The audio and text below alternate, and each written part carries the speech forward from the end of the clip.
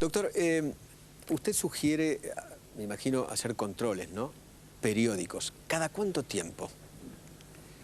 Depende de la patología. Si nos referimos al cáncer tiroideo, primero creo que falta mucha información para saber frente a qué estamos enfrentándonos. Una vez que la presidenta sea intervenida quirúrgicamente, con la extracción del tumor y vamos a tener más información.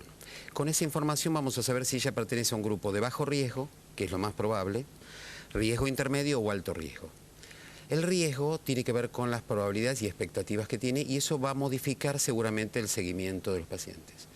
Una vez que ella sea intervenida quirúrgicamente, que seguramente lo que se va a hacer es extirparle la glándula tiroides, luego de eso se va a evaluar la posibilidad, que en general se hace en la mayoría de los pacientes, de administrar yodo radioactivo para poder consolidar lo que ya brinda la cirugía. Pero eso va a depender, vuelvo a decir, de los datos de anatomía patológica y posteriormente va a tener que tener un seguimiento sistemático para controlar si la enfermedad está erradicada o puede tener una recaída. Doctor Lastiri, una pregunta, porque hay una historia casi habitual en la gente acerca de me van a operar de un cáncer, ¿no será que en el momento de la cirugía desparraman células por el resto del cuerpo?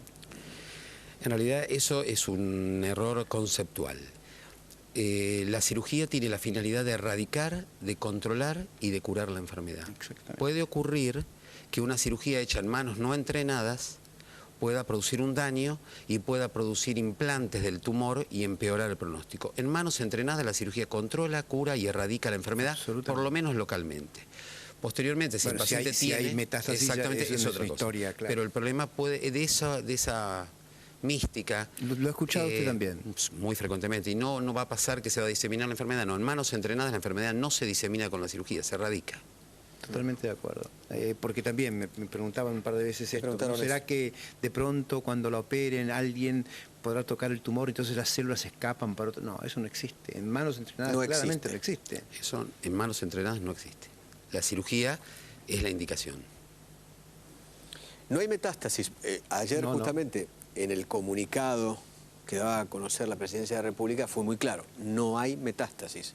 Eso ya está visto. Sí. ¿De qué manera se ve cómo se hizo ese análisis para llegar a la conclusión de que no hay metástasis? Yo voy a hacer un comentario. Yo no voy a hablar de la presidenta, voy a hablar de la enfermedad. Ok. Es decir, hablemos de un caso si es similar. cierto, exacto. No se puede decir si hay o no hay metástasis hasta que no haya sido intervenida quirúrgicamente.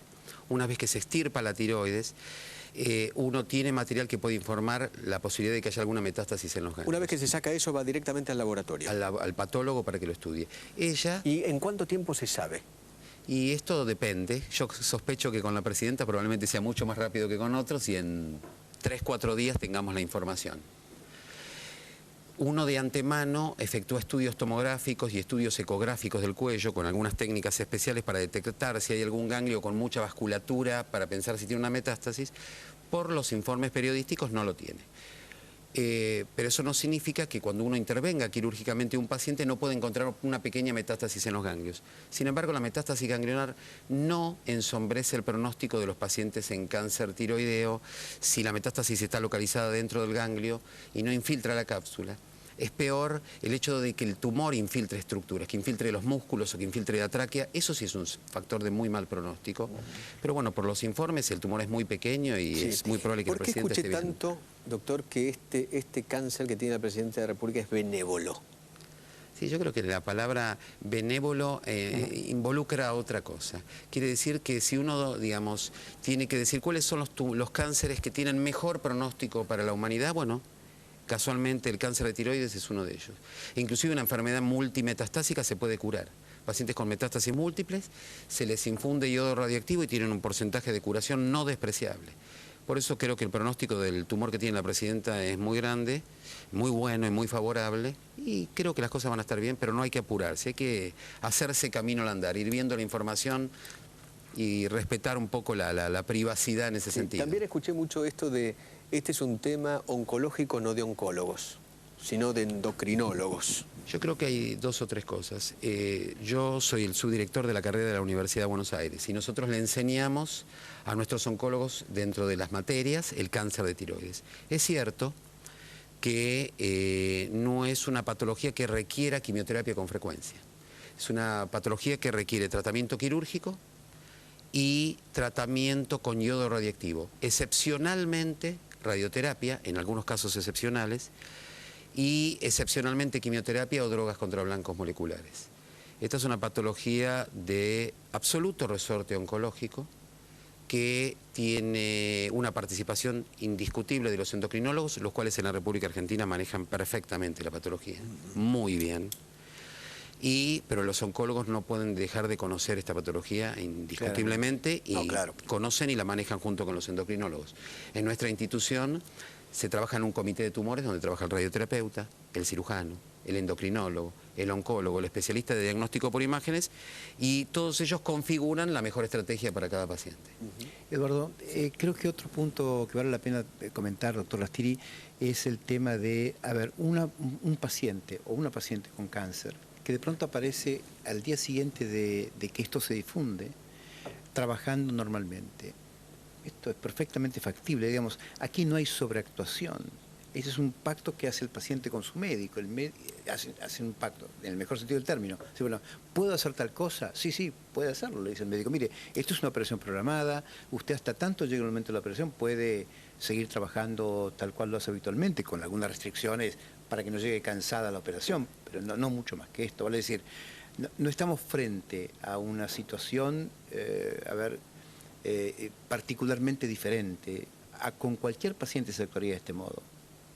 No lo manda uno a la cama al paciente porque tiene el diagnóstico de cáncer hasta que se opere. Claro. ¿No es cierto, Lastiri? Creo que en realidad nuestra presidenta va a tener un devenir del tratamiento muy bueno. Creo que lo único que tal vez le pueda molestar es luego de operada, que va a tener que esperar un tiempo antes de empezar a recibir el reemplazo hormonal para poder dar el yodo radiactivo, que se sienta decaída por la falta de hormonas tiroides. Porque uno necesita sacar la glándula, esperar que falte hormona tiroidea para poder dar el yodo radiactivo, ¿no? Porque si quedó alguna célula, la célula la atrapa y muere automáticamente. Entonces la presidenta o el paciente que esté frente a esa circunstancia va a tener decaimiento. Cuando le dan el yodo radioactivo, ¿qué siente uno? En general no tiene ningún inconveniente. Nada. Tiene que estar un poco aislado nada más. ¿Cómo se lo dan? Se pueden administrar de dos formas, pero en nuestro medio se da por boca muchas veces el yodo radioactivo, no hay ningún inconveniente. ¿Cómo? ¿Qué es un líquido? Sí, ¿Es una pastilla? Sí, es un frasquito. Se vuelca en un vaso de agua y se toma. Y se toma. No tiene sabor nada. Y el paciente tiene un aislamiento porque es un emisor radioactivo, unas horas, normalmente está un tiempo en aislamiento y después ya puede hacer una vida completamente normal. Es peligroso para mujeres embarazadas, para niños y no mucho más que esto. ¿Y eso no trae contraindicaciones, tomar eso? ¿Alguna contraindicación? No, en términos generales no. Claro, digo, qué sé yo, no sé, uno toma qué sé yo, no sé, una pastilla, no sé. Los pacientes que tienen metástasis a veces pasa que como atrapa el yodo radiactivo, los lugares donde están las metástasis se ven irradiados, entonces cuando hay metástasis pulmonares pueden sufrir fibrosis pulmonar y tiene una dosis limitante. Hay una dosis en la cual no puede superarla porque ya empieza a producir daño. Claro. En la médula ósea y en distintos lugares donde se puede Y después de por vida va a tener que tomar una pastilla para va a tener que tomar hormonas tiroides.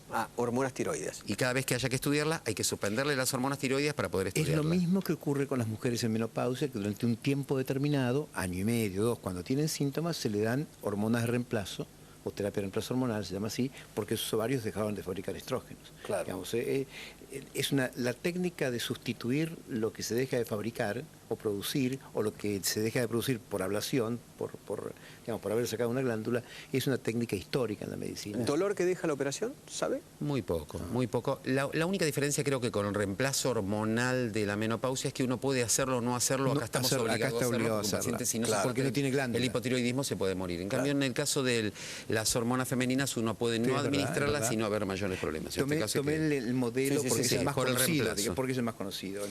Doctor, ha sido muy, pero muy amable.